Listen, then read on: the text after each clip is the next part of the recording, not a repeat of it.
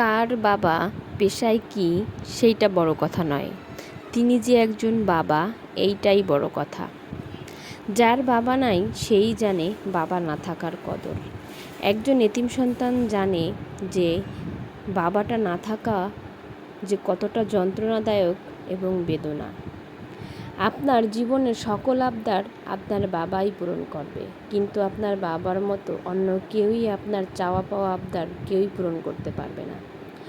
আপনার বাবা মা যেভাবে আপনাকে আগলে লালন পালন করবে, ভালোবাসবে, সকল আশা পূরণ করবে, সেরকম এই পৃথিবীতে অন্য দ্বিতীয় কেউ নাই যে আপনার এই সকল আবদার পূরণ করবে।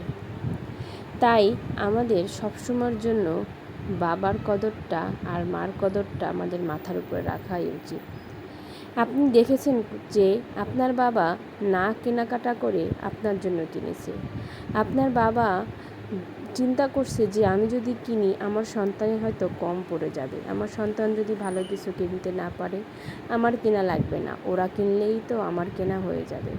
সবসময়ের জন্য বাবারা এটাই চায় যে তার সন্তানেরা ভালো পড়বে, ভালো খাবে, ভালো থাকবে।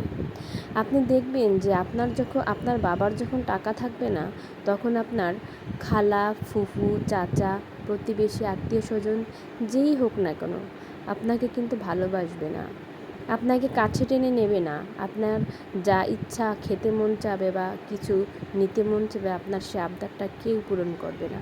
তখন আপনি বুঝবেন আপনার হৃদয়টা কেমন হাহাকার করে উঠবে বাবার জন্য। আমাদের বিশ্বনবী হজরত মুহাম্মদ সাল্লাল্লাহু আলাইহি সাল্লাম তার বাবার জন্য অনেক কেঁদেছেন।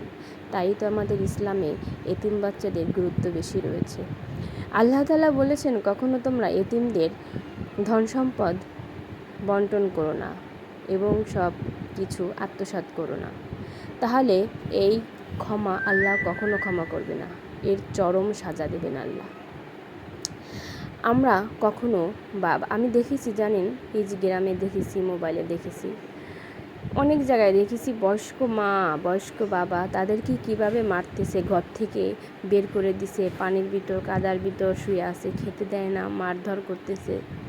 আসলে এগুলো দেখলে আমার খুবই খারাপ লাগে। আমার বাবাকে আমি দেখেছি ছোটোবেলায়, যদি তার বন্ধু বা কেউ যদি কখনো তাকে একটা পেয়ারা বা একটা বড়ই বা কোনো কিছু কখনো খেতে দিয়েছে, সে আমার জন্য নিয়ে আসছে, সে আমাকে বলছে এটা আমাকে একজন খেতে দিয়েছিল তাই আমি তোমার জন্য এনেছি।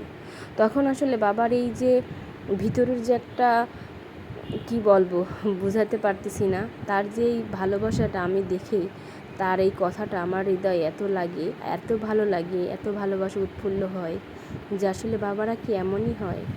আমার বাবাকে দেখেছি যা চেয়েছি কি না, যদি সামর্থ্য না থাকে তারপর সে চেষ্টা করছে আমার কিছু আবদার মেটানোর।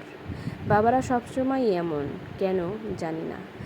বাবাদের সাথে অন্য কারোর সাথেই তুলনা হয় না, আসলেই সত্যি।